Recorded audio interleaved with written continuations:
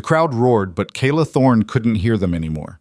Blood pounded in her ears as Alpha Ronan Varric's words echoed across the frozen courtyard. You are unworthy. Her destined mate. The bond she'd felt burning in her chest since childhood, severed with 4 words. His hand was already wrapped around someone else. Serena Vale, soft and useless, smiled like she'd won a prize. The pack laughed. Warriors she'd bled beside turned their backs. Kayla's knees hit the ice, but her eyes stayed locked on Ronan. She didn't beg, she didn't cry. She memorized his face, because one day she'd make him remember hers. Stay with me until the end. You won't believe what happens next. Drop a comment with your city and let me know you're watching. Kaela had always known cold. She was born into it, raised in it, shaped by it. The Frostborn pack didn't raise weak children. Those didn't survive the first winter. But cold had never felt like this. Not the kind that sank past skin and muscle and settled somewhere near the soul. She stood in the center of the gathering circle, surrounded by 300 faces. Most were stone. Some were hungry, waiting for the show. The claiming ceremony happened once a year when wolves came of age and alphas chose their mates. It was supposed to be a celebration, a bond recognized by moon and blood. Kaela had been certain. She'd felt the pull toward Ronan Varric since she was 16. It wasn't a crush. It wasn't a choice. It was instinct, written into her bones by something older than either of them. Every time he passed her during training, every time their eyes met across the fire, she knew. And she thought he knew too. She was wrong. Ronan stood on the stone platform above her, broad-shouldered and sharp-eyed, dressed in the ceremonial black furs of the Alpha line. His jaw was set, his expression unreadable. Beside him stood his father, the former Alpha, a man whose cruelty had carved deep lines into the pack's history. And next to him, draped in white fox fur and looking entirely too pleased with herself, was Serena Vale. Serena wasn't a warrior. She wasn't fast or strong. She couldn't track, couldn't hunt. And the one time Kaela had seen her in a sparring match, she'd gone down in under 10 seconds. But Serena had something Kaela didn't. A bloodline. The Vales controlled the southern trade routes. They had gold, influence, and alliances with 3 neighboring packs. Serena's father had made it very clear, marry his daughter and Ronan would have access to all of it. Kaela was a fighter. That was all she had. And apparently it wasn't enough. Kaela Thorn, Ronan's voice rang out, cold and formal. The crowd went silent. Step forward. She did. Her boots crunched against the frozen ground. She could feel the eyes on her, judging, measuring, waiting. Some of the younger wolves looked excited. Others looked uncomfortable. A few of the older ones just looked bored. Ronan didn't look at her. Not really. His gaze slid past her face like she was a stranger. You've served this pack well, he said, and it sounded rehearsed, hollow. You've fought with honor. You've bled for us. Kayla's heart was hammering. She didn't like where this was going. But a mate bond is more than service, Ronan continued, and now his eyes finally met hers. There was nothing in them, no warmth, no recognition, nothing. It's about legacy, about strength that goes beyond the battlefield. And I've made my choice. The words hit her like a fist to the chest. I choose Serena Vale as my mate. The crowd erupted. Some cheered, some gasped. A few murmured in confusion. Everyone had assumed it would be Kaela. The bond between them had been obvious. Or so she'd thought. Serena stepped forward, her hand sliding into Ronan's like it belonged there. She smiled, soft and demure, and tilted her head toward Kaela in what might have been pity or mockery. It was hard to tell. Kayla's body went numb. She couldn't move, couldn't breathe. The bond she'd felt for years, the pull, the ache, the certainty. It was still there.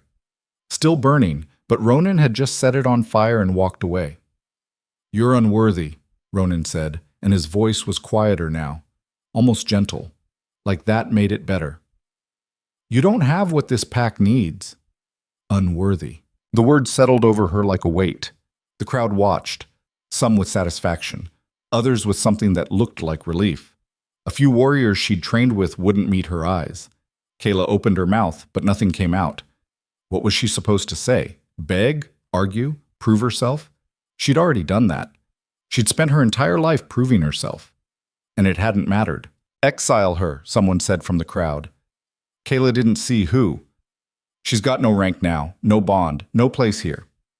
A ripple of agreement spread through the gathered wolves. Ronan's father leaned in, murmured something in his son's ear. Ronan hesitated just for a second, and then his face hardened. Kaela Thorn, he said, louder now, projecting to the crowd. You are cast out. You have 1 hour to leave Packlands. If you return, you'll be hunted. The world tilted. Exile. Not just rejection, not just humiliation. Exile. In the Frostborn Pack, exile was a death sentence. The wilds beyond the territory were unforgiving. Rogue predators, rival packs, starvation, cold. Most exiles didn't last a week, and they all knew it. Ronan was killing her, just slower than a blade to the throat. Kaela's knees buckled. She caught herself before she hit the ground, but just barely. Her hands pressed into the ice, and she felt the cold bite into her palms. She wanted to scream, wanted to fight, wanted to tear the smug look off Serena's face and make Ronan see her, but she didn't. She stood, slowly, shakily. But she stood. And when she looked up at Ronan, she made sure he saw her face. Every inch of it, the anger, the betrayal, the promise. I'll remember this, she said quietly. Her voice didn't shake. All of it. Ronan's jaw tightened, but he said nothing. Kaela turned and walked toward the gates. The crowd parted and no one spoke. Some looked away. A few looked pleased. 1 or 2 looked guilty, but none of them stepped forward. She didn't look back. The gates closed behind her with a heavy, final thud. And then she was alone. The wind hit her first, bitter, cutting, driving snow into her face like tiny knives. Kaela pulled her coat tighter and kept walking. She didn't know where she was going. She just knew she had to move. Had to put distance between herself and the pack before the reality of what had just happened crushed her completely. 1 hour. That's all Ronan had given her.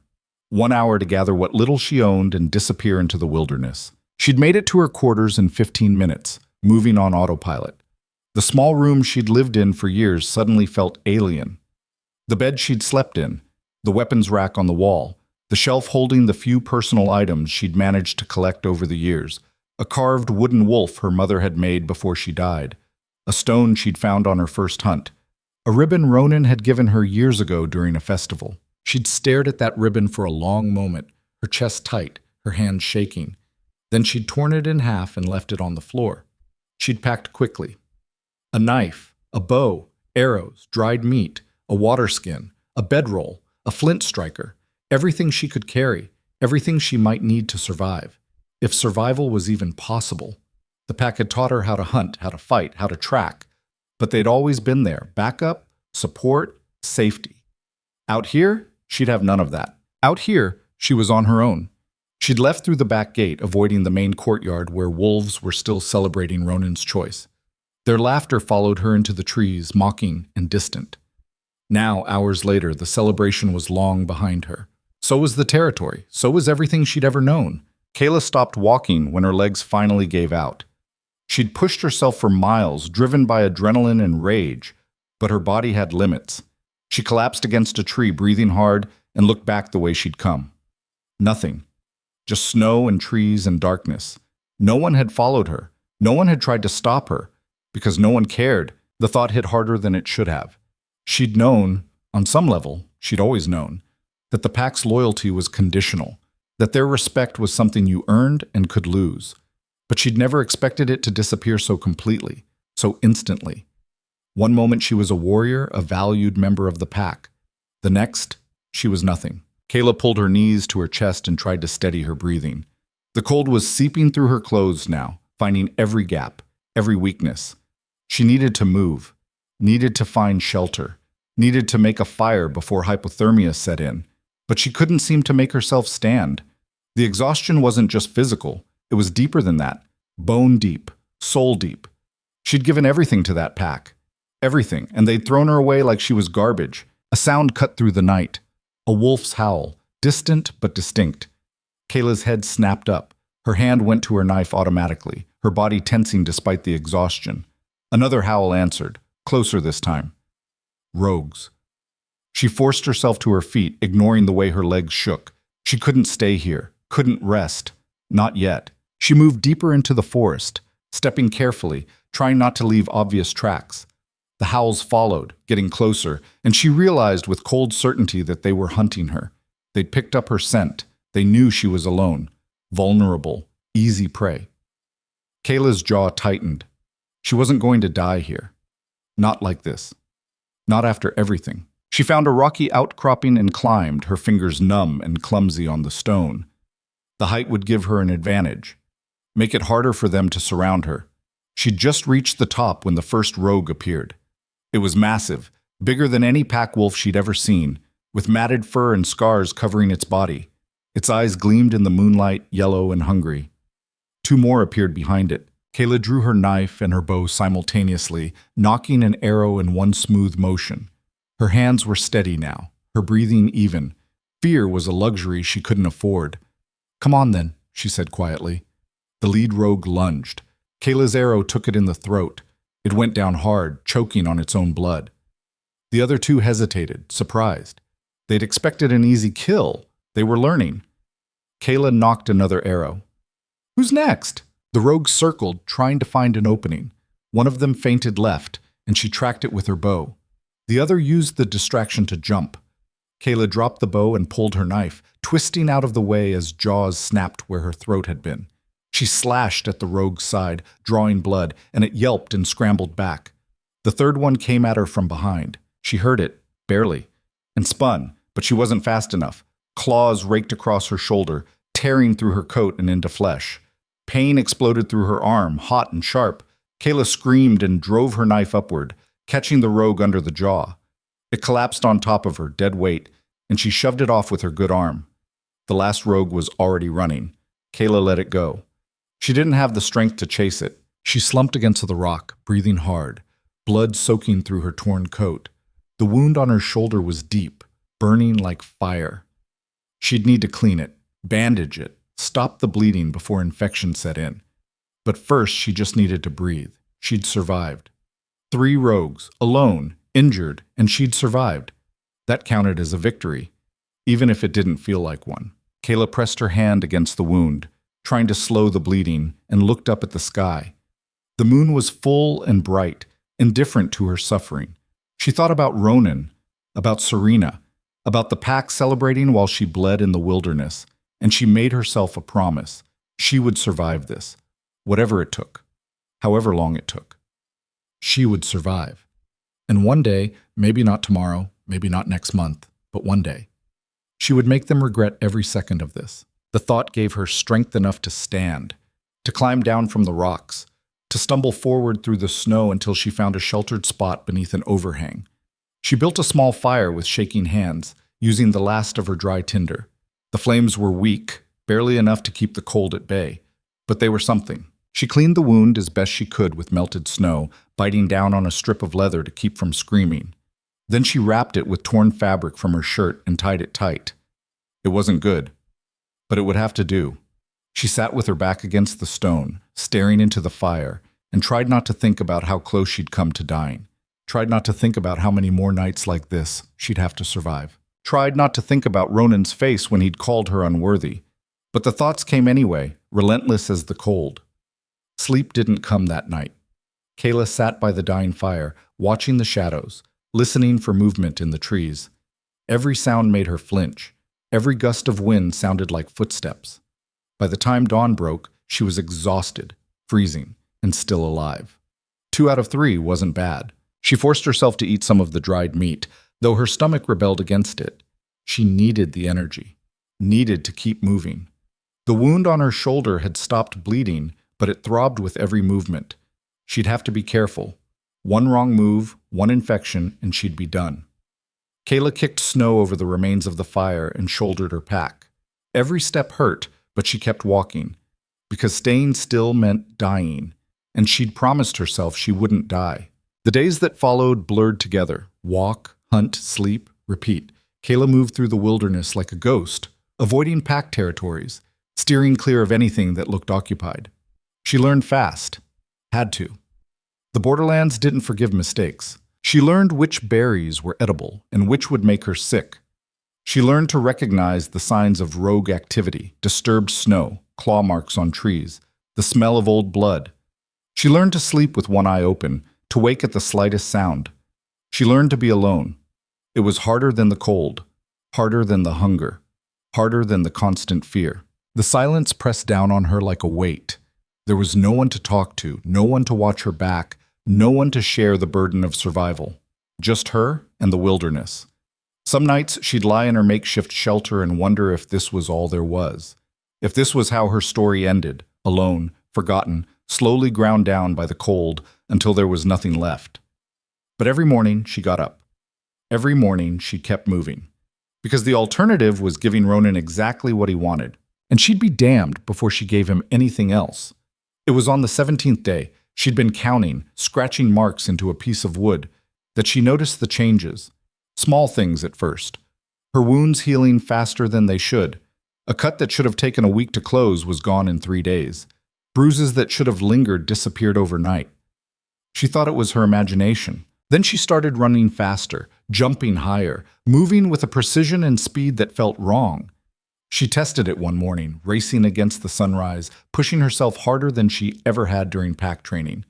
She was faster, significantly faster, strong enough that when she'd wrestled a deer to the ground during a hunt, she'd snapped its neck with her bare hands. Something was happening to her, something the pack would have called impossible. Kaela stood at the edge of a frozen lake, staring at her reflection in the ice, and didn't recognize the wolf looking back. Her eyes were sharper, her features harder, her body leaner, more defined, carved by survival into something efficient and dangerous. She looked like a weapon. She looked like exactly what Ronan had thrown away. And somewhere deep inside, beneath the exhaustion and the pain and the loneliness, Kaela felt something shift, not breaking, awakening. The changes kept coming, whether Kaela wanted them or not. By the 3rd week, she could hear a rabbit's heartbeat from 50 yards away. By the 4th, she could track a deer through 3 miles of forest without losing the scent. Her body was reshaping itself, becoming something she didn't have a name for, and every morning she woke up more confused than the day before. She was stronger, faster, sharper. She was also terrified, because she didn't know what was happening to her, and she had no one to ask. The isolation was starting to crack her in ways the cold never could. She'd started talking to herself just to hear a voice, muttering instructions while she set traps or built fires. Sometimes she'd catch herself mid-sentence and realize she'd been having a conversation with someone who wasn't there. That was when she knew she needed help, or at least company, or maybe just proof that she wasn't losing her mind. She found Axel Drake on the 26th day, though later he'd insist that he'd found her. Kaela had been tracking an elk through a narrow valley when she'd caught a different scent. Human, but with something sharper underneath. Something that made her instincts scream danger. She'd followed it carefully, bow drawn, ready for a fight. She'd found him crouched beside a frozen stream, washing blood off his hands. He was older than her by maybe 15 years, with dark hair starting to gray at the temples, and a scar cutting through his left eyebrow. He wore military-grade gear, the kind pack wolves didn't have access to, and moved with the kind of efficiency that came from years of training. Kaela had him in her sights for a full minute before he spoke. "You planning to shoot me, or are you just going to stand there?" She'd frozen. She'd been completely silent. She was sure of it. Axel had stood slowly, hands visible, and turned to face her. His eyes were sharp, assessing, but not hostile. "Your pack, or you were. Frostborn, judging by the gear." Kaela kept the bow trained on his chest. "Who are you?" Axel Drake, former ironclad, former a lot of things. He'd tilted his head, studying her with an intensity that made her uncomfortable. "You're the one they cast out, aren't you? The Alpha's rejected mate." Her jaw had tightened. "How do you know that?" "Word travels, especially when it's that dramatic." He'd crouched back down by the stream, completely unconcerned by the arrow pointed at him. "You're faster than you should be, stronger too. I saw you take down that bear 3 days ago." Kaela's blood had gone cold. "You've been following me." "Observing. There's a difference." He'd splashed water on his face. "You're changing. Evolving. It's rare, but it happens. Usually to wolves who've been pushed past their breaking point." "What are you talking about?" Axel had looked up at her then, and she'd seen something in his expression that wasn't pity or mockery. It was recognition. Like he was looking at someone he understood. "You're becoming an apex," he'd said. "It's what happens when a wolf survives something that should have killed them. The body adapts, evolves, makes you faster, stronger, better at surviving." He'd paused. "It also usually drives you insane or kills you, but you're still here, so that's something." Kaela had lowered her bow slightly. "Why are you telling me this?"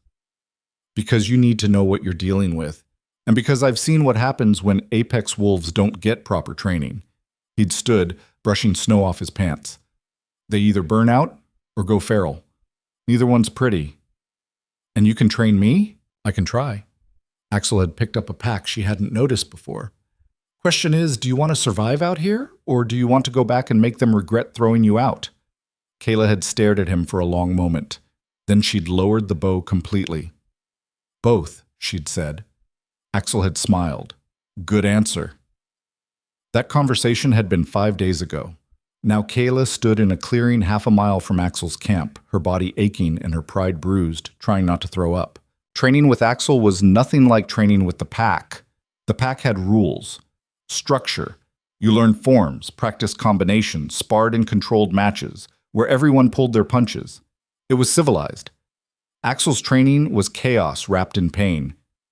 "Again," he said from his position against a tree.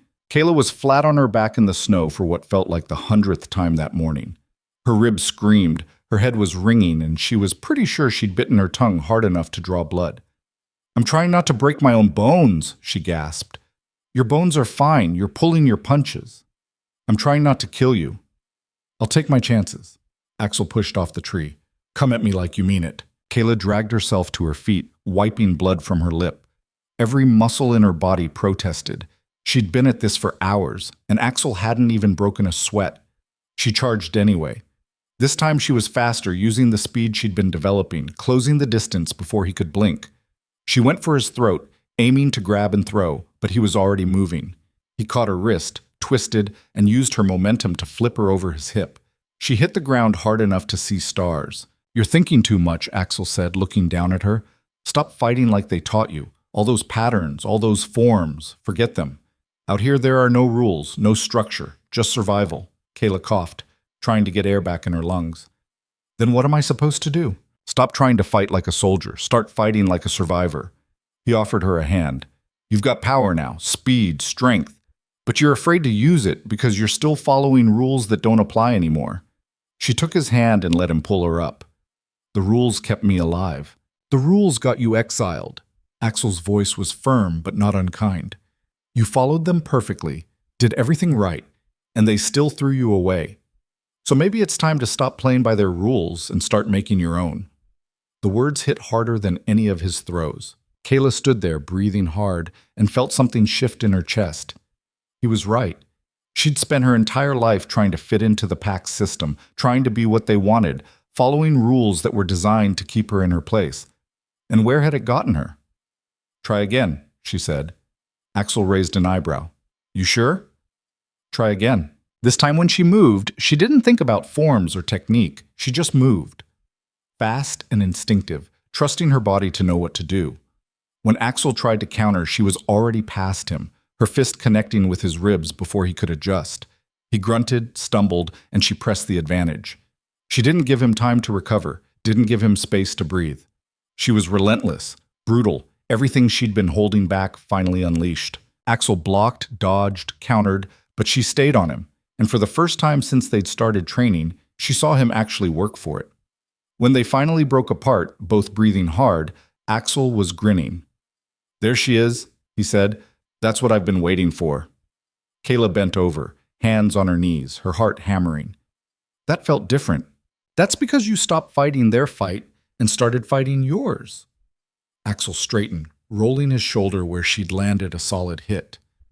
"Do that enough times, and you'll be unstoppable." Over the next 2 weeks, Kaela learned to let go of everything the pack had taught her about control. Axel pushed her harder than anyone ever had, forcing her to tap into the changes happening in her body, to embrace them instead of fighting them. He taught her to track by scent alone, to move through the forest without leaving traces, to hunt prey that would have been impossible for a normal wolf. He taught her to fight without telegraphing her moves, to use her environment as a weapon, to end conflicts before they started. But more than that, he taught her to trust herself. The apex transformation isn't just physical, Axel explained one night as they sat by the fire.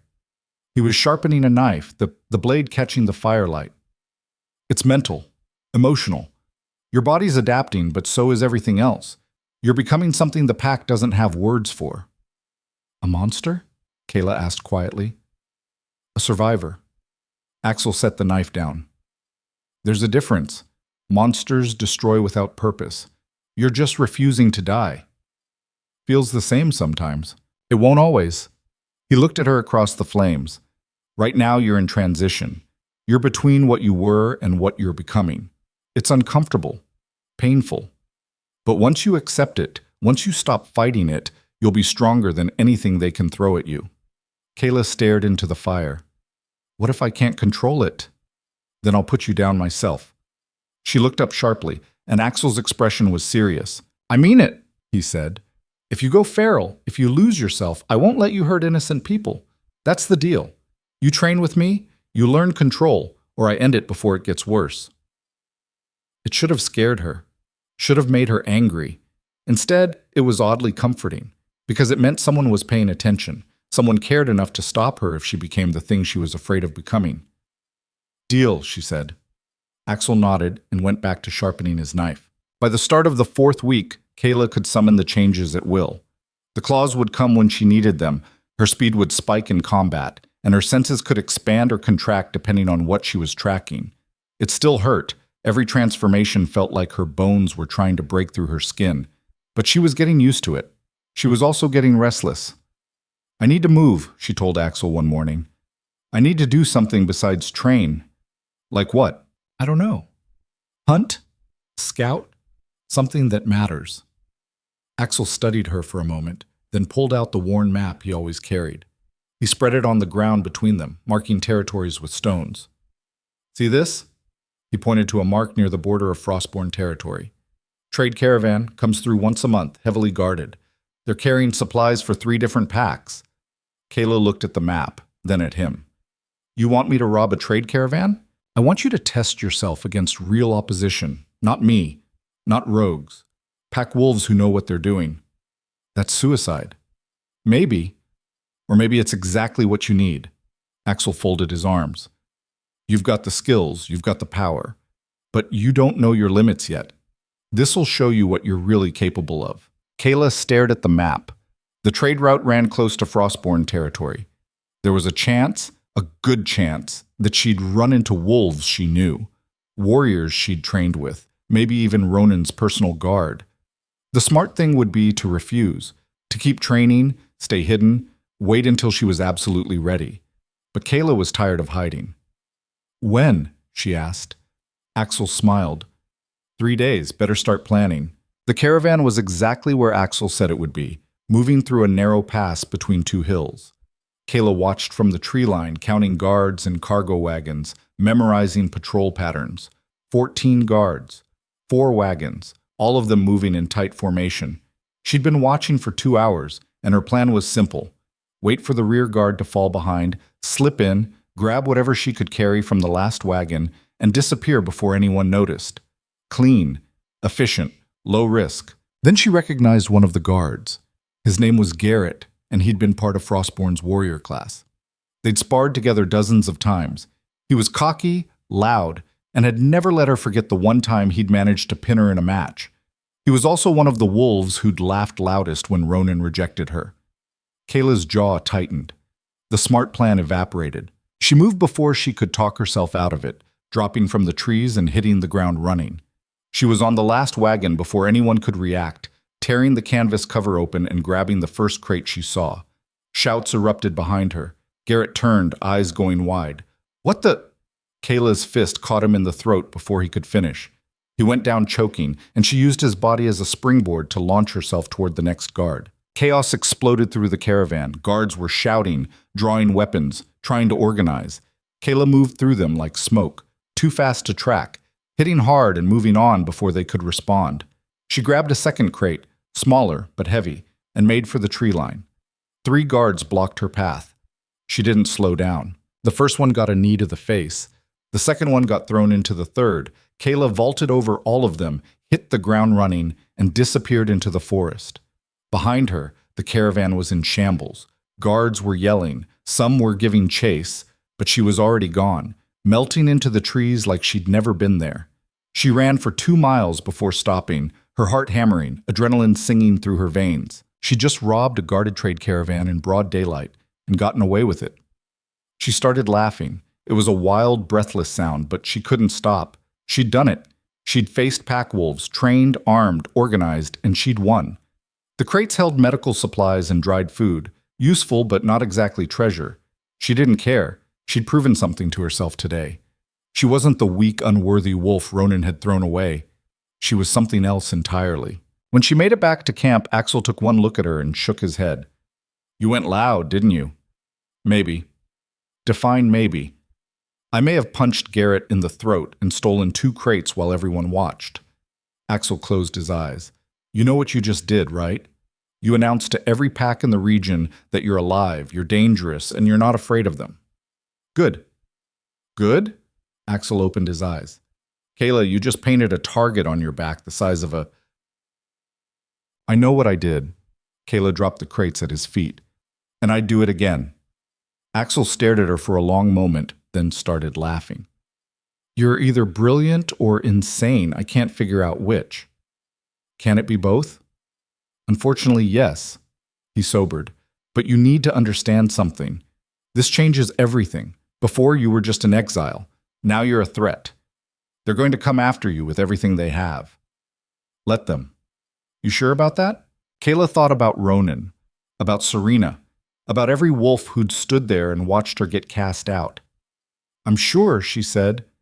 And she was. The first hunters arrived 6 days later. Kaela smelled them before she saw them. 6 wolves moving in tight formation, tracking her through the forest. They were good, disciplined, probably ironclad based on how they moved. She watched from a tree branch as they passed beneath her, studying the tracks she'd left deliberately. "Trail's fresh," one of them said. "She came through here less than an hour ago." "Stay sharp," another replied. "Word is she's faster than she looks." Kaela waited until they were past, then dropped silently to the ground and circled back the way they'd come. She found their camp 30 minutes later, a small clearing with supplies and bedrolls. They'd left one wolf behind to guard it. Rookie mistake. She was on him before he could turn, her knife pressed to his throat. "Don't move." The wolf froze, his eyes wide. "Who sent you?" Kaela asked quietly. I can't." She pressed the blade harder. "Try again." "Ironclad," he gasped. "Alpha's orders. There's a bounty on your head, 500 gold." Kayla's blood went cold. 500 gold was enough to buy an army. "For what? Dead or alive?"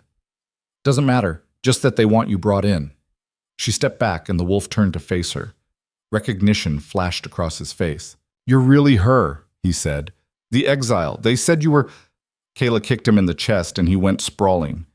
"Tell your alpha I'm not interested in his gold, and tell him if he sends more hunters, they won't come back." She grabbed their supply pack and disappeared into the trees before the others returned. That night, she told Axel about the bounty. He didn't look surprised. 500's a lot. That means they're scared. Or pissed. Same thing, usually. He poked the fire with a stick. "You've got a choice now. Run and hope they lose interest, or double down and make yourself too dangerous to ignore." "What would you do?" Axel smiled. "I'd make them regret putting a price on my head." Kaela stared into the flames. The smart thing would be to run, disappear, find new territory far from here and start over. But she was done running. "Then that's what I'll do," she said.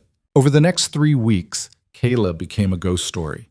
She hit Frostborn supply lines, burned an outpost on the border, ambushed a hunting party and left them tied to trees with messages carved into the bark. She didn't kill anyone. She didn't have to. The fear was enough. Word spread fast. The exile who wouldn't die. The rogue who moved like smoke. The wolf who'd become something else. Some called her a monster. Others called her a legend. Kaela didn't care what they called her. She just wanted them to remember her name. By the 5th week, Ronan heard the reports and realized he'd made a terrible mistake. He stood in his war room staring at a map covered in red marks, each one representing an attack. 12 in total. 12 raids across his territory in less than a month, all by one wolf. His father stood behind him. "You should have killed her when you had the chance." "I know." "Now she's making you look weak." "I know." "Then fix it." Ronan stared at the map. He'd thought exile would be enough, that the wilderness would finish what he'd started. The Kaela would just disappear. Instead, she'd become his worst nightmare. And somewhere deep down, in a place he didn't want to acknowledge, he was terrified, because the wolf he'd thrown away had become something he couldn't control. And she was coming for him. Kaela stood at the edge of a cliff overlooking Frostborn territory, her claws out, her senses sharp. Behind her, Axel waited silently. "You ready for what comes next?" he asked. Kaela smiled, cold and dangerous. "I've been ready." Below them, in the valley, Frostborn's main settlement glowed with firelight, and Kaela Thorn, the exile who wouldn't die, began planning her return. Planning wasn't the same as doing, and Kaela learned that lesson the hard way. She'd spent 3 days watching Frostborn's northern depot from the ridge, memorizing guard rotations, mapping entry points, counting supplies. The building was stone and timber, built into the hillside with only one main entrance and a drainage tunnel that led to the storage cellar. It was their biggest supply cache, enough food and medicine to sustain the pack through winter. Burning it would cripple them. "You're sure about this?" Axel asked for the 3rd time that morning. He was crouched beside her, scanning the depot through a cracked pair of binoculars he'd scavenged from somewhere. "I'm sure. Because once you do this, there's no going back. They'll mobilize everything they have to find you." "Good." Kaela took the binoculars from him. "I want them looking."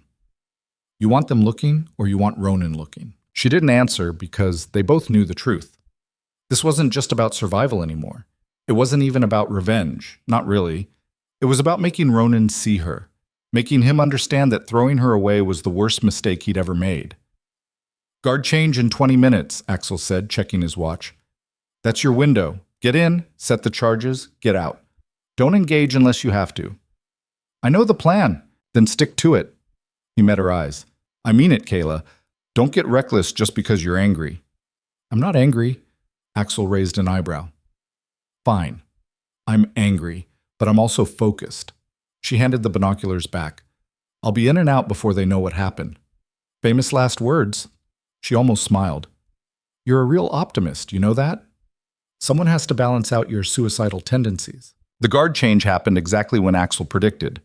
Kaela watched 6 wolves trudge away from their posts, replaced by 6 fresh ones who looked cold and miserable. She gave them 5 minutes to settle in, then moved. The drainage tunnel was exactly where the old map said it would be, a narrow opening covered by rusted bars that came loose with minimal effort. Kaela squeezed through, her body scraping against stone, and dropped into the cellar below. The smell hit her first. Dried meat, grain, herbs, oil. Months of supplies packed into a space the size of a small house.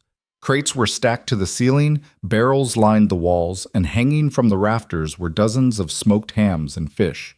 Kaela worked quickly, moving between the crates with oil-soaked rags, setting slow-burn fuses that would give her 15 minutes to clear the area. She was halfway through when she heard footsteps above her. She froze. The footsteps stopped. A door creaked open. "Thought I heard something down here," a voice said. Male, young, probably a junior guard. Kaela pressed herself into the shadows between 2 stacks of crates, barely breathing. The guard descended the stairs carrying a torch, casting flickering light across the cellar. He walked right past her hiding spot. She could have killed him, could have taken him down silently and hidden the body before anyone noticed. But Axel's words echoed in her head. "Don't engage unless you have to." She waited. The guard poked around for a minute, checking locks and peering into corners. Then he yawned, apparently satisfied, and headed back upstairs. Kaela exhaled slowly and finished setting the fuses. She was back in the drainage tunnel, halfway to freedom, when the first fuse sparked early. The explosion wasn't supposed to happen for another 10 minutes. But something had gone wrong. Maybe the oil was more volatile than she'd thought. Maybe one of the fuses had been damaged. and suddenly the entire depot was going up in flames. Kaela ran. She burst from the tunnel as alarms started screaming behind her. Wolves were shouting, scrambling, trying to figure out what had happened. Smoke poured from the depot's windows, black and thick, and flames were already licking up the walls. Kaela didn't look back.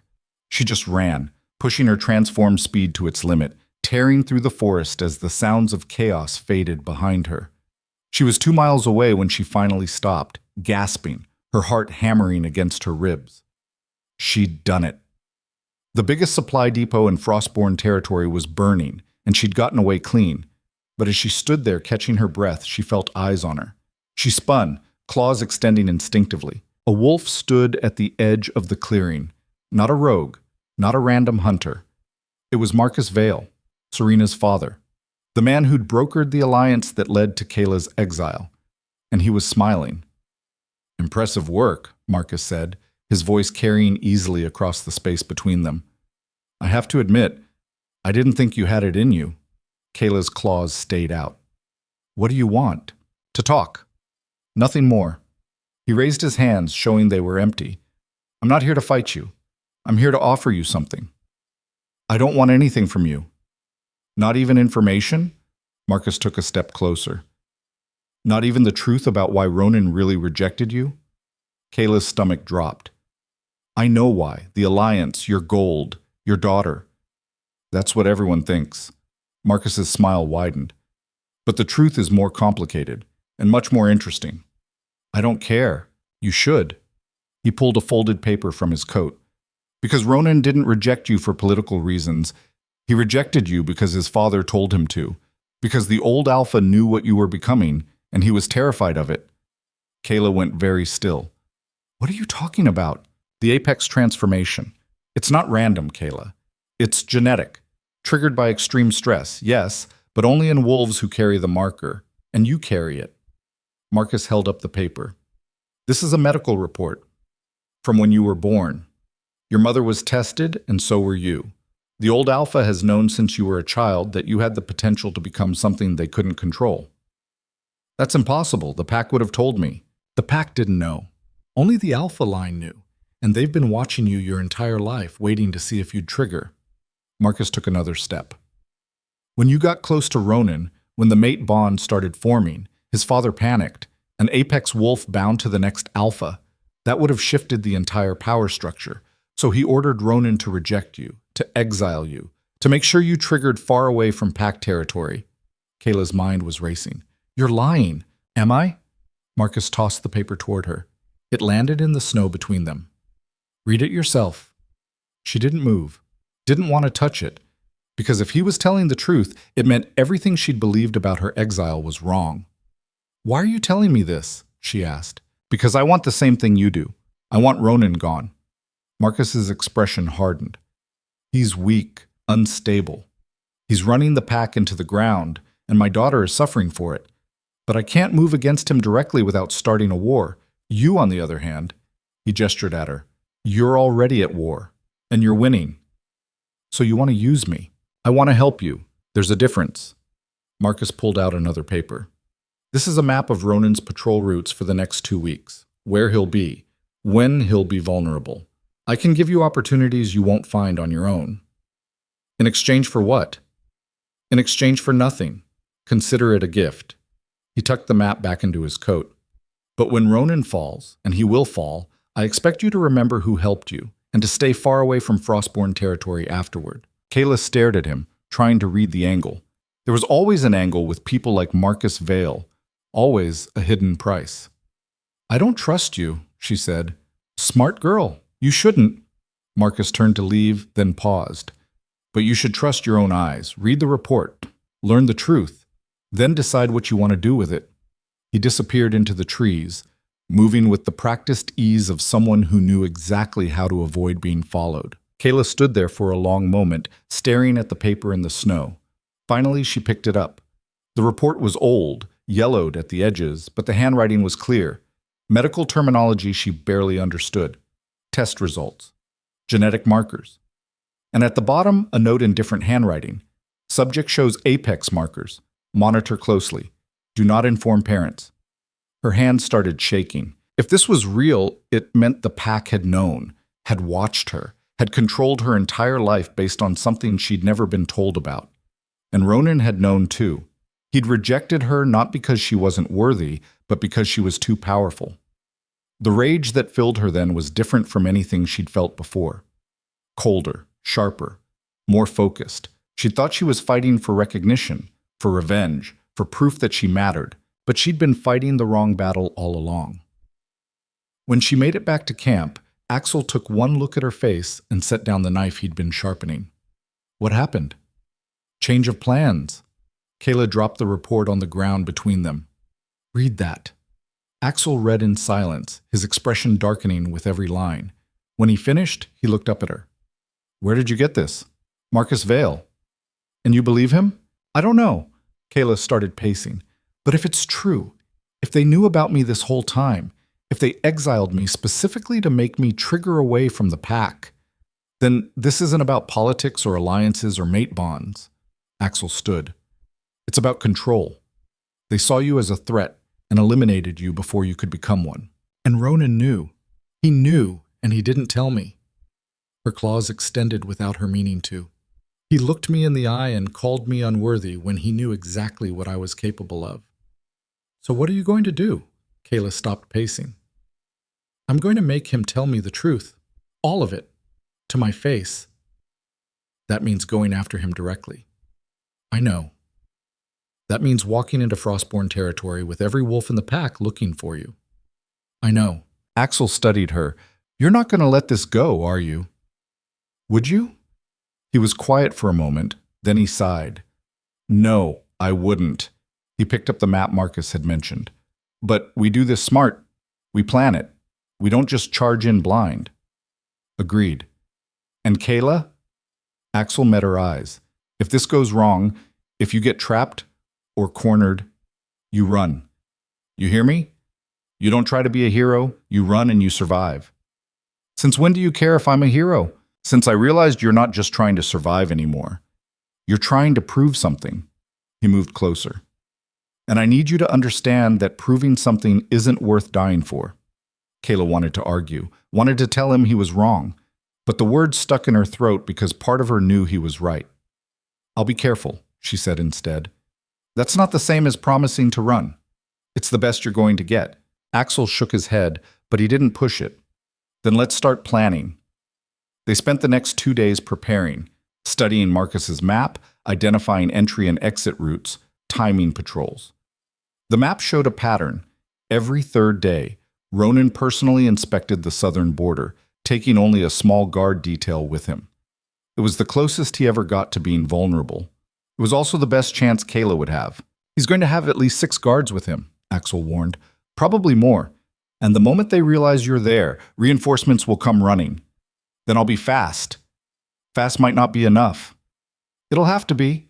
Kaela checked her weapons. Knife, bow, arrows, nothing fancy, but everything she needed. I'm not looking to kill him. I just need to talk to him.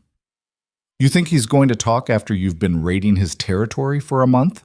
He'll talk, or I'll make him. Her claws flexed. Either way works. The third day came faster than Kaela wanted. She moved into position before dawn, finding a vantage point overlooking the patrol route. Axel was positioned half a mile away, ready to provide a distraction if things went wrong. Everything depended on timing. Ronan's patrol appeared right on schedule. 7 wolves moving in formation, with Ronan at the center. He looked different than the last time she'd seen him. Thinner. Older. Like the weight of leadership was grinding him down. Good. Kaela waited until they were in the narrowest part of the path, surrounded by rocks on both sides, with limited escape routes. Then she stepped out of hiding. Hello, Ronan. The patrol froze. Weapons came out instantly, guards forming a protective circle around their alpha. Ronan stared at her, his expression unreadable. Kaela. Surprised to see me? More surprised you're stupid enough to show yourself. But his voice lacked conviction. He looked scared, tired. We need to talk. I don't have anything to say to you. Then listen. Kaela took a step forward, and every guard tensed. I know about the report, about the genetic markers, About how your father knew what I was before I did. Ronan's face went pale. So here's how this is going to work, Kaela continued, her voice cold. You're going to tell me the truth, all of it. Or I'm going to make your life so miserable you'll wish you'd killed me when you had the chance. One of the guards, a big wolf named Henrik, stepped forward. Alpha, let me handle this. Stand down, Ronan said quietly. But I said stand down. Ronan's eyes never left Kaela's. Everyone fall back 50 yards now. The guards hesitated, then obeyed. They retreated, forming a perimeter, but staying within shouting distance. Kaela and Ronan stood alone in the center of the path. You want the truth, Ronan said finally. Fine. Yes. My father knew. Yes, he ordered me to reject you. And yes, I went along with it because I was a coward who didn't want to fight him. That's it? That's all you have to say? What do you want me to say, Kaela? That I regret it? That I wish I'd made a different choice? His voice cracked slightly. I do. Every single day. But that doesn't change what happened. You could have told me. You could have warned me. And what would that have changed? My father would have killed you himself if he thought you were a threat to his plans. At least exiling you gave you a chance to survive. You call this surviving? Kaela's claws extended. You threw me into the wilderness to die. And when I didn't die, when I came back stronger, you sent hunters after me. You put a bounty on my head. You've tried everything you can to make sure I disappear. Because you're tearing my pack apart. Ronan's composure finally cracked. Do you have any idea what you've done? The raids, the attacks, the fear you've spread? Wolves are deserting. Allies are withdrawing support. My own warriors question my orders. You wanted revenge? Congratulations. You got it. This isn't about revenge anymore. Then what is it about? Kaela took a step closer. It's about you looking me in the eye and admitting that you were wrong, that I was never unworthy, that you threw away something real because you were too scared to fight for it. Ronan's jaw worked, and for a moment she thought he might actually say it, might actually give her what she'd come for. Then Henrik shouted a warning. Kaela spun just as something hit her from behind, hard, heavy. She went down, her head cracking against stone, and the world tilted. Through blurred vision, she saw more wolves emerging from the trees. Dozens of them. This wasn't just a patrol, it was an ambush, and she'd walked right into it. Ronan stood over her, his expression unreadable. I'm sorry, Kaela, but I can't let you keep doing this. Kaela tried to stand, but her legs wouldn't cooperate. Blood dripped into her eyes. The world was spinning. Bind her, Ronan ordered. Get her back to the settlement. We'll decide what to do with her there. Hands grabbed her, rough, uncaring. She fought, but there were too many, and her body wasn't responding right. Something was wrong. That hit had done more damage than she'd thought. They dragged her through the forest, and she caught glimpses of Axel in the distance, taking down wolves, trying to reach her. But he was outnumbered too, forced back by sheer numbers. The last thing Kaela saw before darkness took her was Ronan's face, twisted with something that might have been regret, then nothing. When she woke, she was in a cage. The cage was iron, built into the stone floor of what looked like an old storage cellar beneath Frostborn's main hall.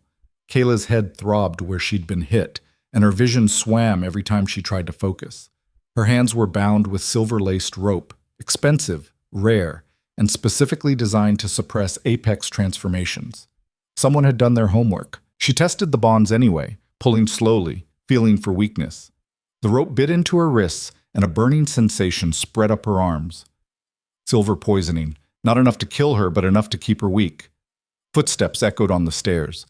Kaela looked up as Ronan descended into the cellar, carrying a torch. He looked worse in the firelight, shadows under his eyes, new lines around his mouth. He set the torch in a wall bracket and stood on the other side of the bars, just watching her. You're awake, he said finally. Brilliant observation. Kaela's voice came out rougher than she intended. How long? 2 days. You hit your head pretty hard. He paused. The healer said you're lucky you didn't crack your skull. Lucky, right. She shifted, trying to find a position that didn't make her head spin. What happens now? Public execution? Private murder?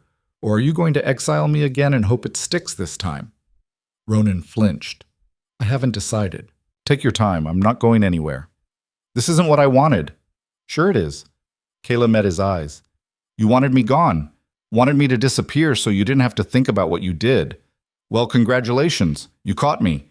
Now you can finish the job. Stop. Why? Isn't this what you've been working toward? Getting rid of the problem? Making sure the apex wolf doesn't threaten your precious pack? You don't understand. Then explain it to me. Kaela pulled herself closer to the bars, ignoring the burning in her wrists. Explain how throwing me away was the right choice. Explain how lying to me my entire life was protecting me. Explain how any of this was about anything other than you being too weak to stand up to your father. Ronan's jaw tightened. You think I don't know I failed you? You think I don't see it every time I look in the mirror? I think you're very good at feeling sorry for yourself while doing nothing to fix it. What was I supposed to do?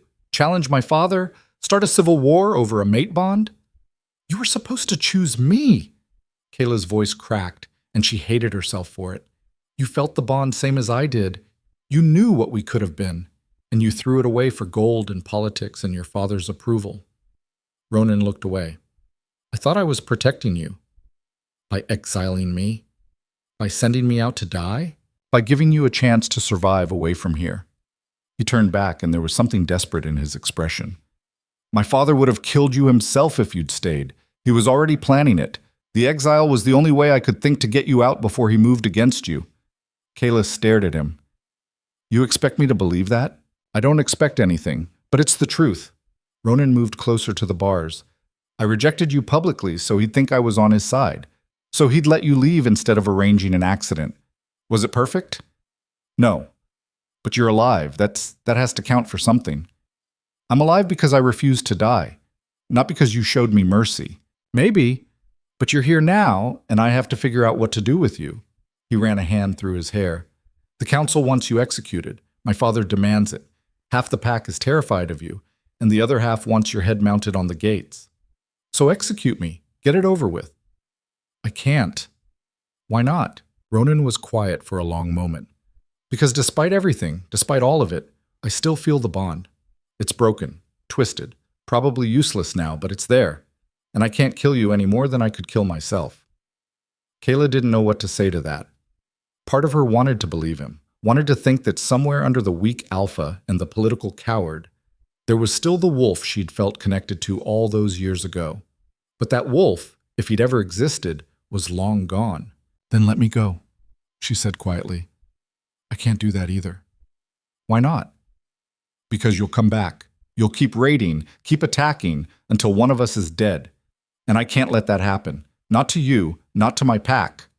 So what? I just rot in this cage? Until I figure out another option? Yes. Ronan stepped back from the bars. I'm sorry, Kaela, for all of it, but this is the best I can do. He took the torch and headed for the stairs. Ronan. He stopped but didn't turn around. You were right about one thing, Kaela said. I will come back, and when I do, I won't stop until you're finished. Ronan's shoulders sagged. Then he continued up the stairs without another word. The door slammed shut, and Kaela was alone in the dark. She spent the next several hours working on the ropes. Silver or not, they were still physical restraints, and she'd learned a lot about escaping from tight spaces during her time in the wilderness. The key was patience, slow, steady pressure, not trying to break free all at once, but gradually loosening the fibers. Her wrists were raw and bleeding by the time she felt the first strand give way. She kept working. By what she guessed was late afternoon, hard to tell without windows, she'd loosened the ropes enough to slip one hand free. The silver burn had spread up to her elbow now, a dull, throbbing ache that made her stomach turn. But she was free. Well, free of the ropes. Still in a locked cage in a guarded cellar. Details. Kaela examined the cage door. Standard iron lock, nothing fancy. She'd need something thin and strong to pick it. A wire, a nail, anything metal. She searched her pockets and found exactly nothing useful. They'd taken everything. She was contemplating whether she could fashion a lockpick from a loose stone when she heard voices upstairs. Not Ronan. Other wolves. And they were arguing. Telling you we should just kill her and be done with it.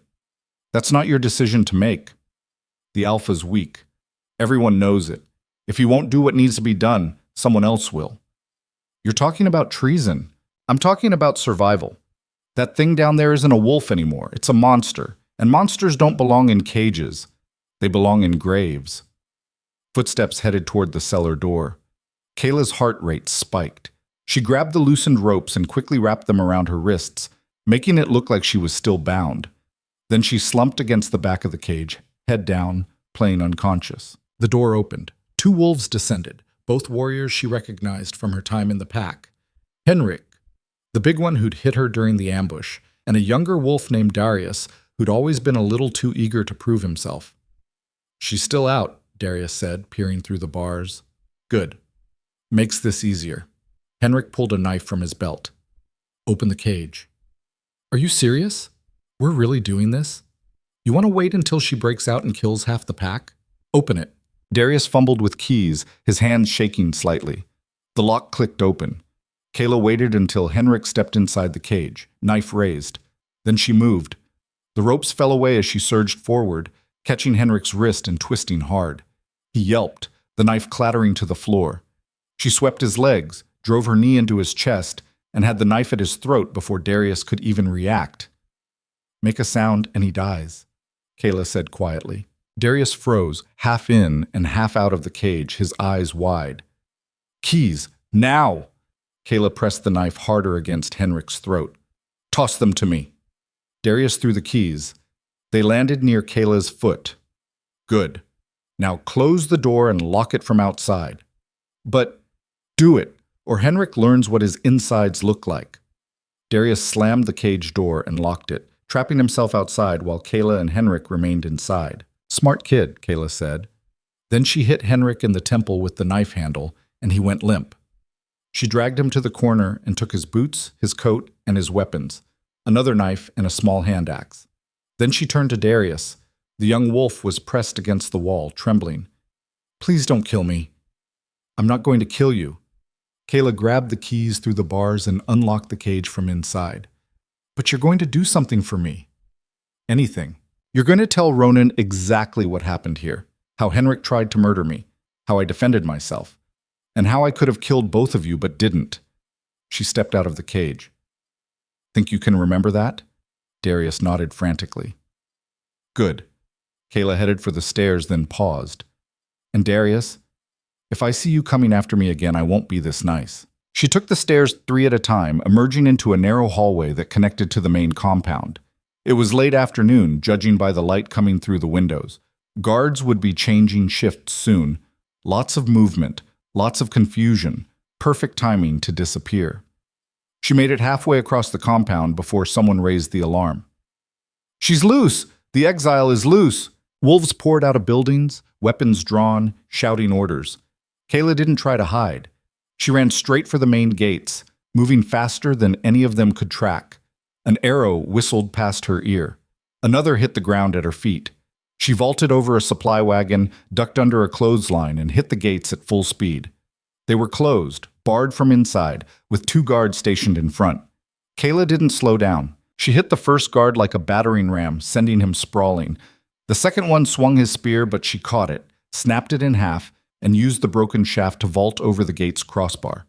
She landed on the other side in a crouch, rolled to absorb the impact, and kept running. Behind her, the gates burst open as wolves gave chase. But Kaela was already gone, melting into the forest, using every trick Axel had taught her to lose pursuers. She doubled back twice, crossed 3 streams to break her scent, and finally climbed a tree to watch from above as the hunting party ran past beneath her. They never looked up. Amateurs.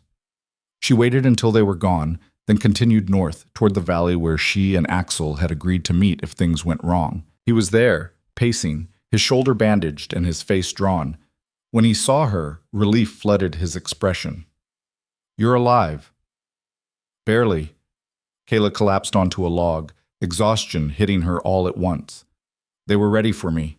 It was a trap. I figured as much when 50 wolves showed up." Axel sat beside her. "I tried to get to you, but I know. I saw." She touched the wound on her head gingerly. "How bad is it?" "You've looked better, but you've also looked worse." He examined the silver burns on her wrists. "These need treating. Silver poisoning can spread if we're not careful." "Later. Right now I need to think." "About what?" about what just happened.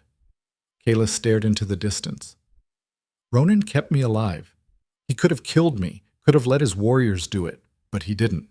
And when 2 of them tried to murder me in the cage, they were acting against his orders.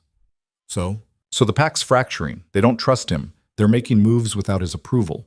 That ambush, the assassination attempt, those aren't the actions of a strong pack. They're desperate. Axel nodded slowly. You're thinking what I'm thinking. That if I push hard enough, they'll collapse on their own? Kaela smiled grimly. Yeah, that's exactly what I'm thinking. Then we need to push harder. Not we. Me. She looked at him. You've done enough. This last part, I have to do alone. Like hell. Axel, no. He stood. You don't get to shut me out now. We're in this together, whether you like it or not. Kaela wanted to argue, wanted to tell him he'd already risked too much, that she couldn't lose anyone else. But the words wouldn't come, because the truth was she needed him. Fine, she said. Together. Damn right together. Axel offered her a hand. Now come on, we've got plans to make and a pact to break. Over the next 3 days, they hit Frostborn harder than ever before. Not random raids this time. Targeted strikes designed to sow maximum chaos. They poisoned a water supply, forcing the pack to relocate their main camp. They stole weapons from the armory and scattered them across neutral territory, making it look like Frostborn was preparing for war. They spread rumors through traders and travelers, stories about Ronan's weakness, about internal conflicts, about wolves deserting. Every action was calculated to make the pack turn on itself. And it worked. By the end of the week, Kaela could smell the fear. Wolves were deserting in groups. Allied packs were withdrawing support. The council was meeting constantly, arguing, shouting, unable to agree on anything. Ronan was losing control, and everyone knew it. On the 8th day, a messenger found Kaela's camp. He was young, barely out of training, and he looked terrified. I have a message, he stammered, from the Frostborn Council. They're requesting, they're offering. They want to negotiate. Kaela raised an eyebrow. Negotiate what? A formal challenge. You versus Alpha Ronan. Winner takes leadership of the pack. The messenger swallowed hard. They said if you refuse, they'll come after you with everything they have. But if you accept, they'll honor the outcome. No more hunting. No more bounties. When? 3 days. At the ceremonial grounds. Kaela looked at Axel. He shrugged. Your call. She turned back to the messenger. Tell them I accept. The messenger nodded and practically ran away. Axel waited until he was gone. You know this is probably another trap, right? Probably. Kaela started checking her weapons. But it doesn't matter. This is what I've been building toward. If I win, Ronan's finished. If I lose, she shrugged. At least it'll be over. That's a terrible attitude. It's a realistic attitude. She met his eyes. I'm not afraid of dying, Axel. I'm afraid of living without finishing this. Then let's make sure you finish it. The ceremonial grounds were massive, a natural amphitheater carved into the hillside, surrounded by ancient stone pillars. Kaela arrived at dusk, as requested, and found hundreds of wolves already gathered. Not just Frostborn, every allied pack had sent representatives. Word had spread, and everyone wanted to see this. The exile versus the alpha. The monster versus the failure. Axel stayed at the edge of the clearing, weapons ready, watching for signs of treachery. Kaela walked forward alone, her head high, her claws retracted. Ronan waited in the center, flanked by council members in ceremonial robes. He looked older than the last time she'd seen him, like something essential had been carved out and replaced with exhaustion. Marcus Vale stood at the head of the council. When Kaela stopped 10 feet from Ronan, Marcus raised his hand for silence. Kaela Thorn, he announced, his voice carrying across the amphitheater. You have been summoned to challenge Ronan Varric for leadership of the Frostborn pack. Do you accept? I'm here, aren't I? Kaela said. Murmurs rippled through the crowd. Marcus's expression tightened, but he continued. The challenge will proceed under traditional rules. No weapons, no assistance. The fight ends when one of you yields or dies. Or when I walk away, Kaela added. Marcus frowned. I'm not here to become your alpha, Kaela said loudly, addressing the entire crowd now. I'm here to prove a point. When I'm done, I'm leaving. Anyone who tries to stop me will regret it. The amphitheater erupted. Wolves shouted, argued, demanded clarification. Marcus tried to restore order, but it took several minutes. Ronan, who'd been silent through all of this, finally spoke. "You think you can just walk away? After everything? Watch me. You came back to destroy us." "No." Kaela took a step forward. "I came back to survive. You destroyed yourselves." Ronan's hands clenched into fists. "Then let's finish this." Marcus raised his hand again. "Begin!" Ronan moved first, fast and aggressive, trying to end it quickly. But Kaela was faster. She sidestepped his charge, caught his arm, and threw him to the ground. He rolled, recovered, came at her again. This time she didn't dodge. She met him head on, and their collision echoed across the amphitheater. They traded blows, fast, brutal, neither one giving ground. But Kaela had been training for months, learning, adapting, becoming something more. Ronan was still fighting like a pack wolf, predictable, structured. She was fighting like a survivor. After 5 minutes, Ronan was breathing hard, blood dripping from a split lip. Kaela barely looked winded. "Yield," she said. "Never." He charged again, desperate now, throwing everything into one last attack. Kaela caught him mid-lunge, twisted his momentum against him, and drove him face first into the ground. She pinned him there, one knee on his back, her hand on the back of his neck. The crowd went silent. "Yield," she said again, louder. Ronan struggled, but she held him fast. "I won't." Kaela pressed harder, cutting off his air. "You already lost. This fight, the pack, everything. You lost the moment you chose fear over strength." She leaned closer, her voice dropping so only he could hear. "I'm not going to kill you. I'm going to let you live with what you did. Every day. For the rest of your life." She released him and stood. Ronan collapsed, gasping. Kaela turned to the council, to Marcus Vale, to the hundreds of wolves watching. "I'm done," she said simply. "Find another alpha. I don't want it." Marcus stepped forward. "You can't just—" "I can. I am." Kayla's eyes swept the crowd. "I didn't come back to lead. I came back to prove I survived what you thought would kill me. And I did. So now I'm leaving." "Where will you go?" someone shouted. Kaela smiled faintly. "Somewhere you're not." She walked toward the edge of the clearing, and the crowd parted before her. No one tried to stop her. No one dared. Axel fell into step beside her as she reached the tree line. "That was dramatic," he said quietly. "Shut up." "I'm just saying, you could have at least—" Despite everything, Kaela laughed. "Don't push your luck." They walked into the forest together, leaving Frostborn and its chaos behind. And for the first time in months, Kaela felt like she could finally breathe.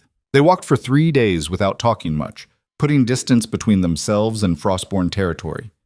Kaela kept expecting pursuit, hunting parties, ambushes, one last desperate attempt to bring her down. But no one came. The forest behind them stayed silent, and slowly, the tension in her shoulders began to ease. On the 4th morning, they crested a ridge and looked down into a valley she'd never seen before. It was sheltered by mountains on 3 sides, with a river cutting through the center and thick forest covering the slopes. Wild territory. Unclaimed. Far enough from any pack that they'd be left alone. "This could work," Axel said, surveying the valley with an appraising eye. "Defensible, good water, plenty of game." "Work for what?" Kaela asked. "For whatever comes next." He glanced at her. "You're not planning to just wander the wilderness forever, are you?" She didn't answer because she honestly didn't know. She'd spent so long focused on survival, on revenge, on proving herself to wolves who didn't deserve the effort, that she'd never thought past the moment of walking away. Now that she had, the future felt like a blank canvas, terrifying and liberating in equal measure. "I don't know what I'm doing," she admitted quietly. "Join the club." Axel started down the slope. "But standing here overthinking it won't help. Come on, let's find a place to camp and figure it out from there." They settled in a clearing near the river, building a proper camp for the first time in months. Not just a temporary shelter, but something that might last. A fire pit ringed with stones, a lean-to that could be expanded into a cabin, space for storage, for tools, for living instead of just surviving. It felt strange, permanent, like putting down roots when Kaela had spent so long being ready to run at a moment's notice. That night, as they sat by the fire, Axel broke the comfortable silence. You did good back there. At the challenge. Kaela poked at the fire with a stick. I beat him, that's all. No, you did more than that. You showed them what you were capable of, then walked away when they expected you to take power. That took guts. Or stupidity. Sometimes they're the same thing. Axel leaned back against a log. But I meant what I said. You could have had everything, leadership, respect, revenge, and you chose to walk away, because none of that would have made me happy. Kaela watched the flames dance. I spent my whole life trying to earn their respect, their approval, their acceptance. And when I finally realized I didn't need any of it, when I understood that their opinion of me didn't define my worth, she shrugged. Staying would have just trapped me in the same system that broke me in the first place. So what do you want instead? It was a simple question, but Kaela had to think about it. What did she want? Not revenge. She'd gotten that, or at least as much as she needed. Not recognition. She'd proven herself to the only person who mattered. Not power. She'd had it within reach and turned it down. I want to build something different, she said finally. Something that doesn't measure worth by bloodlines or hierarchies or who can fight the hardest. Something where wolves like me, wolves who don't fit the mold, can exist without having to prove themselves every single day. Axel smiled. That sounds like a revolution. Maybe. Or maybe it's just a better way to live. Either way, I'm in. Kaela looked at him. You don't have to... I know, but I'm in anyway. He met her eyes. You're not the only one who's tired of the old system. And if you're building something new, I want to help. Something warm settled in Kaela's chest. Not the bond she'd felt with Ronan.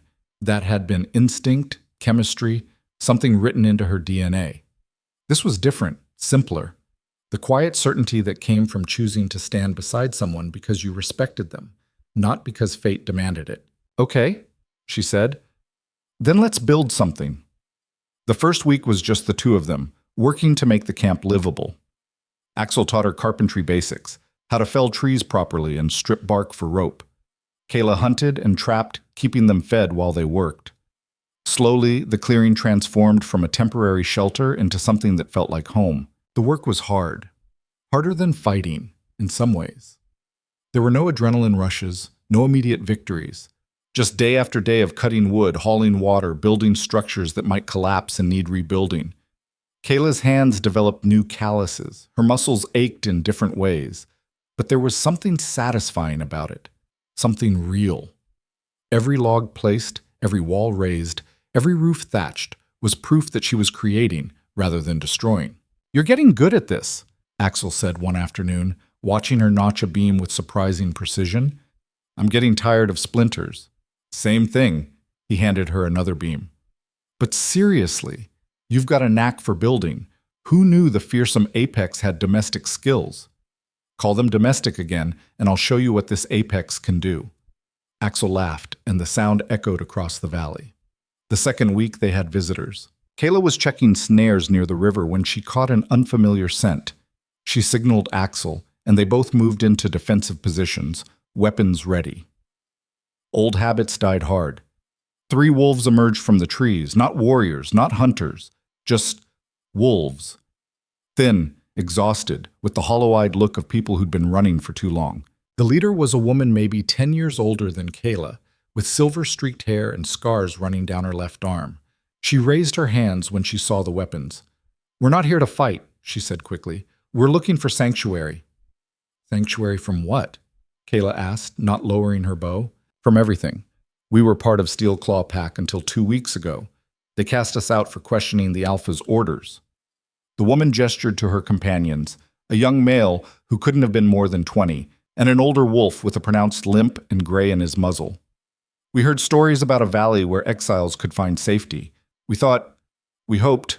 She trailed off, and Kaela saw the desperation in her eyes. The same desperation she'd felt standing outside Frostborn's gates all those months ago. The look of someone who'd been thrown away and was still trying to figure out how to keep breathing. This isn't a pack, Kaela said carefully, lowering her bow slightly. We don't have hierarchies or alphas or... We don't want that. The woman took a step forward, her voice gaining strength. We just want a place where we don't have to constantly prove we deserve to exist, where we can live without fear of being thrown away the moment we stop being useful. Kaela looked at Axel. He nodded slightly, leaving the choice to her. She turned back to the exiles and studied them. They were genuine. She could smell the fear and hope coming off them in equal measures. They weren't scouts, weren't spies, just desperate people looking for something better. You work, you contribute, you respect the others who live here, Kaela said finally. No hierarchy, no power games. We build together or we don't build at all. Understood? Relief flooded the woman's face so completely that she actually swayed on her feet. Understood. Thank you. Thank you so much. Don't thank me yet. This place isn't paradise. We're still figuring it out ourselves. Kaela gestured towards camp. But you can stay, for now. The woman, her name was Helena, and her companions settled in quickly. They were grateful, hardworking, and careful not to overstep. The young male, Kieran, turned out to be skilled with plants and immediately started cataloging what was edible in the area. The older wolf, Marcus, no relation to Marcus Vale, which was a relief, was an experienced tracker who could read weather patterns and animal movements better than anyone Kaela had ever met. Within days, it felt like they'd always been there, and word continued to spread. Kaela didn't know how exactly. They hadn't advertised, hadn't sent messengers, but somehow, through the network of traders and travelers and rogues that moved through the borderlands, stories started circulating. Stories about a place where outcasts could rebuild, where the exile who'd humiliated an alpha had created something new.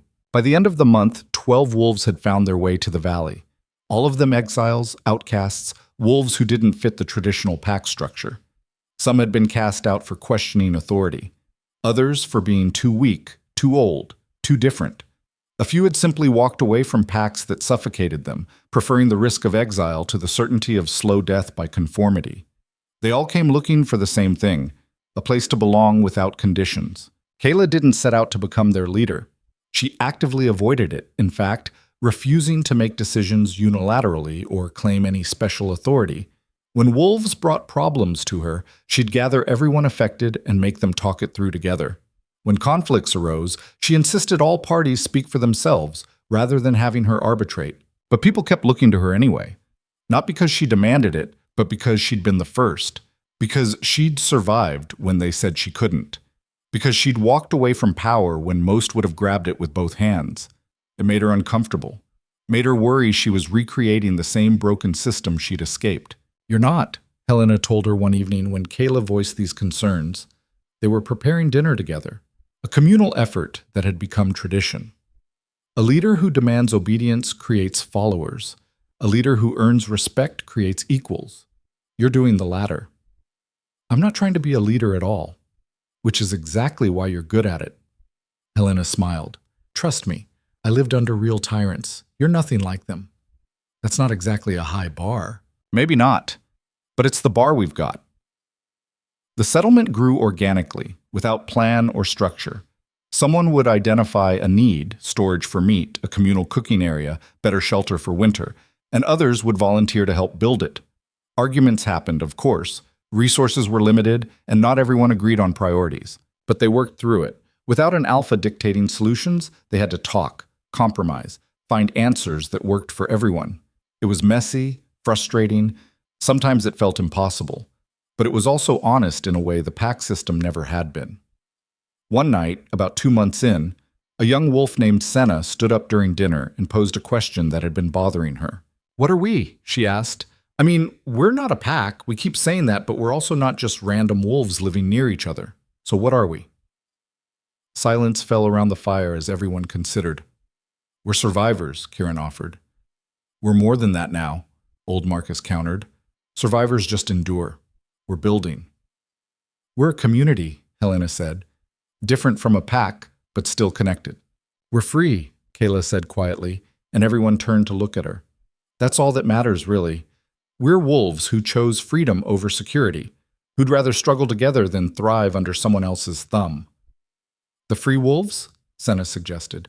"Too formal," someone else said. "Haven. That's simple. Too soft. Makes us sound weak." "What about crossroads?" Axel offered from his spot at the edge of the gathering. "Because everyone here came from somewhere else, and we're all choosing a different path. This is where those paths intersect. The group went quiet, considering. Kaela turned the word over in her mind. Crossroads. A place of change, of choice, of new beginnings. I like it, Helena said. Crossroads, old Marcus repeated, testing how it sounded. Yeah, that fits. One by one, heads nodded around the fire. No vote was called. No formal decision made. But consensus formed naturally, the way it did when people actually listened to each other. Crossroads. That's what they were. That's what they'd be. Not everything was peaceful. They had problems that went beyond simple logistics. A wolf named Garrett, not the same Garrett from Frostborn, just another exile with a common name, had trouble controlling his temper. He'd get into shouting matches over small things, and twice Kaela had to physically intervene before fights broke out. I'm trying, Garrett said after the second incident, his hands shaking with suppressed rage. I'm really trying, but all my life problems got solved with violence. I don't know how else to be. Then learn, Kaela said, not unkindly. I'm not exiling you for this. But you need to figure out how to exist here without making everyone else miserable. Talk to Helena. She's been working on managing her own anger. Maybe she can help. Garrett had looked skeptical, but he'd gone to Helena anyway, and slowly, over weeks, he'd gotten better. Not perfect. He still had outbursts, but they were fewer, shorter, less destructive. That was the thing about Crossroads. Nobody expected perfection. They just expected effort. 3 months after the challenge, a messenger arrived from Frostborn. Kaela saw him coming from a distance. He wasn't trying to hide, which was either very brave or very foolish. She met him at the edge of the settlement, Axel beside her, and recognized him immediately as one of Marcus Vale's personal couriers. I have a letter, the courier said, extending a sealed envelope. From Marcus Vale. He asked me to deliver it personally and to assure you that it contains no threats. Kaela took the letter. You came alone? I was instructed to. Marcus said if you wanted to kill the messenger, you'd have earned that right. The courier swallowed hard. But he hopes you won't. I'm not in the habit of killing messengers. Kaela broke the seal and began to read. The courier shifted nervously, clearly unsure whether he should stay or go. Wait there, Axel told him, pointing to a nearby log. We'll send back a response if needed. The letter was written in Marcus's precise hand. Kaela Thorn. I hope this letter finds you well. I'm writing to inform you of recent developments in Frostborn Pack, which I believe you'll find interesting. Following your departure, Ronan attempted to maintain his position as Alpha. He lasted 3 weeks. The Council formally removed him from power, and he has since left Pack territory. His current whereabouts are unknown, though reports suggest he's traveled far north, possibly seeking a new life away from his failures here. Your demonstration at the challenge convinced many, myself included, that the old ways were failing us. We've restructured significantly. The Alpha position still exists, but with drastically reduced power. Major decisions now require council approval, and leadership is open to any wolf who can demonstrate competence regardless of bloodline. We've also abolished exile as punishment for minor infractions. Wolves who don't fit our structure are now free to leave peacefully rather than being cast out to die. It's not perfect. We're still learning. Old habits die hard, and many resist these changes. But it's better than it was. I'm not asking for forgiveness or thanks. My actions contributed to your suffering, and I have to live with that. I'm simply acknowledging that your actions, intended or not, forced us to change. And change, in this case, was necessary. I've also heard stories about a place where exiles find sanctuary. If the stories are true, then perhaps you've accomplished more by leaving than you ever could have by staying. Perhaps the best revenge is building something better than what tried to destroy you. I wish you well in whatever you're building. Regards, Marcus Vale. Kaela read it twice, then handed it to Axel. He scanned it quickly and looked up. They actually changed. Seems like it. You feeling vindicated? I'm feeling tired. Kaela sat down on a nearby stump. I spent so long being angry at them, fighting them, trying to prove they were wrong about me, and now they've admitted it, and I just feel empty. That's not emptiness, that's closure. Axel sat beside her. You got what you wanted. Proof that you were right, that they failed you, not the other way around. Then why doesn't it feel better? Isn't it Because revenge and validation don't heal wounds, they just close them. He gestured at the settlement behind them, where wolves were working together, building homes, laughing around fires. This is what heals, building something real with people who chose to be here. Kaela looked at Crossroads, at the collection of shelters and workshops that had sprouted up over the past few months. It wasn't impressive by pack standards. The buildings were rough, the organization chaotic, but it was theirs. Built by choice, maintained by cooperation, home to wolves who'd all been told they weren't good enough somewhere else. "You're getting philosophical in your old age," she said. "I'm wounded." Axel pressed a hand to his chest in mock offense. Deeply wounded. Despite everything, Kaela smiled. Then she turned to the waiting courier. "Tell Marcus I appreciate the information. Tell him," she paused, considering. "Tell him I hope Frostborn's changes stick. And tell him he's right. The best revenge is building something better." The courier nodded and left quickly, clearly relieved to escape with his life. "You're not going back, are you?" Axel asked. "Not even to see how they're doing?" "No." The answer came immediately, certain. "That part of my life is over. Whatever they build, whatever they become, it's not my responsibility anymore." No curiosity at all? About what? Whether they've managed to create a slightly less terrible version of the same broken system? Kaela shook her head. They'll figure it out or they won't. Either way, I'm done carrying the weight of their mistakes. The seasons changed. Winter came hard and cold, testing everything they'd built. The shelters leaked. The food stores ran lower than they'd planned. 2 wolves got sick with a fever that spread through half the settlement before Helena figured out which herbs could treat it. And 2 wolves didn't make it through. Old Marcus died in his sleep during the coldest week, his old heart finally giving out. They buried him on the ridge overlooking the valley, marking the spot with a cairn of river stones. Senna spoke at the burial, talking about how Marcus had taught her to read weather, to understand the land. How he'd been patient with her mistakes, encouraging rather than critical. It was the first death in Crossroads, and it hit everyone hard. The second loss was different. A young wolf named Tal, who'd arrived only a month before winter, simply left one morning. No explanation. No goodbye. Just gone. Helena found a note that said, "I'm sorry. I thought I was ready for this, but I'm not. I need structure. I need to be told what to do. This freedom terrifies me more than any alpha ever did." Kaela tried not to take it personally, but it stung anyway. "Not everyone's ready for what we're offering," Axel said when she admitted her frustration. "Some people need hierarchy, need to be told what to do, need the security of knowing their place, even if that place is at the bottom." It feels like a failure. It's not.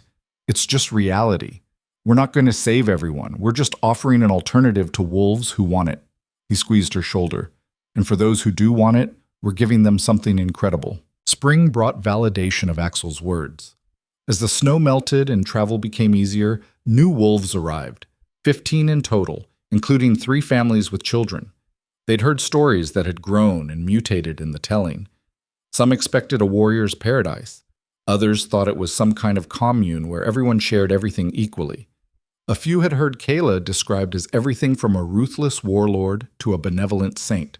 "I'm neither," Kaela told the newcomers during their first evening gathering. "I'm just a wolf who got tired of being told I wasn't good enough. This place is for anyone who feels the same. If you're looking for a new alpha to follow, you won't find it here. If you're looking for a place to figure out who you are without someone else defining you, then welcome." Not all of them stayed. A few left within days, uncomfortable with the lack of clear authority. But most remained, and Crossroads continued to grow. By summer, they had 40 residents. By fall, nearly 70. The settlement expanded, sprawling along the river valley in a loose organization that somehow worked despite, or perhaps because of, its lack of formal planning. Workshops appeared where wolves with particular skills could practice their crafts. A communal meeting area developed naturally around the original fire pit. Children created their own spaces for play and learning, supervised by rotating groups of adults. It wasn't perfect. People still fought. Resources were still tight. The old instincts, the hierarchy, the need to prove yourself, the fear of being cast out, died hard in wolves who'd lived their entire lives in traditional packs. But they were trying, and that counted for something. One evening, almost a year after the challenge, Kaela sat on the ridge overlooking the valley, watching smoke rise from dozens of homes scattered across the settlement. The view never got old. Every time she sat here, there were new buildings, new paths, new signs of life taking root. Axel joined her, carrying 2 cups of something that smelled like pine and honey, Helena's latest attempt at brewing tea from local plants. "How are you doing?" he asked, handing her a cup. "Good. Tired. Confused about what comes next." Kaela sipped the tea and made a face. "And this is still terrible." "Helena's learning. Give her time." Axel sat beside her, his movements slower than they used to be. His shoulder still bothered him sometimes, a lingering reminder of the fight when Kaela had been captured. "You ever think about going back? To Frostborn, I mean.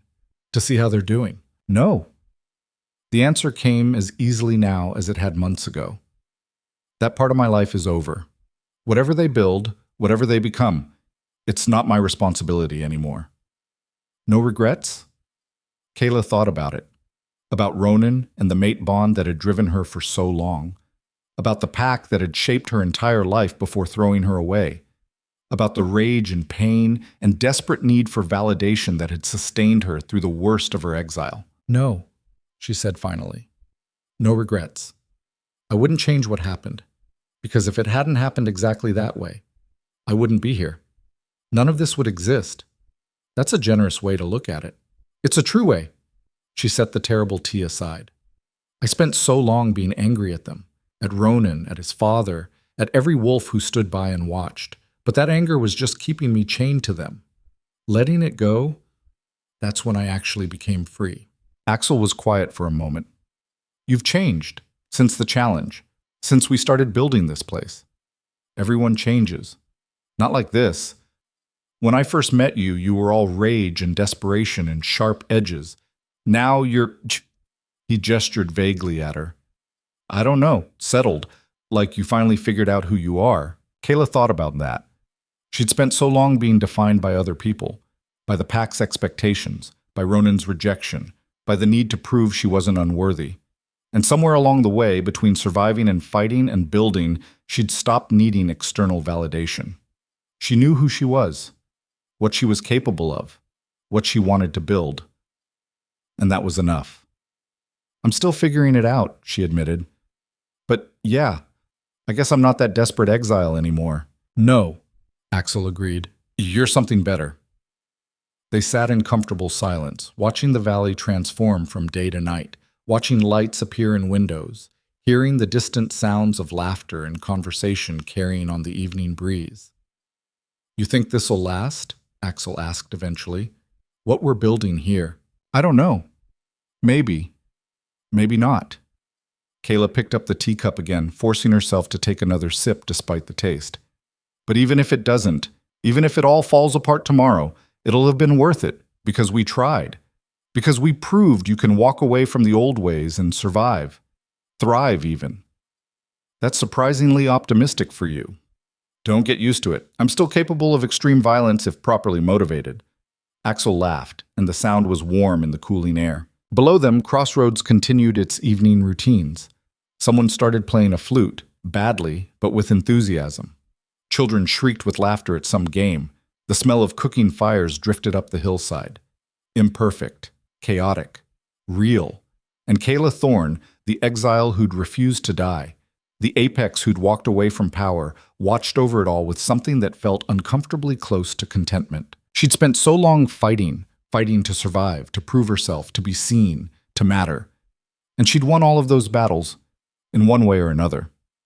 But the real victory, she realized now, wasn't defeating Ronan or escaping Frostborn or even building Crossroads. The real victory was learning that she'd never needed their approval in the first place. She'd always been enough. She just hadn't known it yet. "Come on," Axel said, standing and offering her a hand. "Dinner's probably ready, and if we're late, Garrett will eat all the good parts." Kaela took his hand and let him pull her up. They walked down the ridge together, back toward the lights and the laughter and the messy, beautiful chaos of a community that chose to exist. And as they walked, Kaela allowed herself a moment of reflection. Not dwelling on the past, but acknowledging it. All those versions of herself, the desperate exile, the vengeful warrior, the transformed apex, the reluctant builder, They were all still there, woven into who she was now. The pain, the anger, the survival, the growth. But they didn't define her anymore. She'd moved beyond them. She'd become something the pack could never have predicted. Genuinely, completely free. Not free from responsibility or consequences or the hard work of building a life, but free from the need to be anything other than herself. Free from the weight of other people's expectations. Free from the belief that her worth was determined by anyone other than her. That freedom, Kaela had learned through blood and pain and hard-won wisdom, was worth more than any alpha title or pack loyalty or destined mate bond. It was worth everything. They reached the settlement as the moon rose fully, casting silver light across the valley. Wolves called greetings as they passed, and Kaela returned them, feeling the strange warmth of belonging without conditions attached. Helena met them near the central fire, where she was supervising the evening meal. "There you are. We saved you portions. Venison stew. Actual seasoning this time, I promise." "Progress," Axel said solemnly. "Also, 3 new wolves arrived while you were gone. They're asking about staying. I told them you'd talk to them in the morning." Helena paused. "And before you ask, yes, the tea needs work, I know. I'm working on it." "As long as you're aware," Kaela said, accepting a bowl of stew. The smell was actually good, rich with herbs and properly cooked vegetables. Helena was learning. They were all learning. That became the unofficial motto of Crossroads, never written on any banner or carved into any stone, but understood by everyone who lived there. We're learning. Because perfection wasn't the goal. Progress was. They just had to keep moving forward, keep trying, keep building something better than what they'd left behind. And they were. Slowly. Messily. Imperfectly. But genuinely. As Kaela settled in for the night, her belly full and her body pleasantly exhausted from a day of honest work, she thought about Ronan one final time. She hoped he'd found peace, hoped he'd learned from his failures, hoped he was somewhere figuring out who he was without the alpha title defining him. But she didn't need to know, didn't need closure or apology or explanation. She'd moved on. And that, more than any victory in combat or triumph over enemies, felt like true success. The last thing she heard before sleep took her was the sound of the community around her. Conversations by firelight, someone telling a story that kept getting interrupted by laughter, the crackling of the fire, life continuing in all its messy imperfection. And in the morning, she'd wake up and help build it all over again. Not because she had to, but because she chose to. And that made all the difference.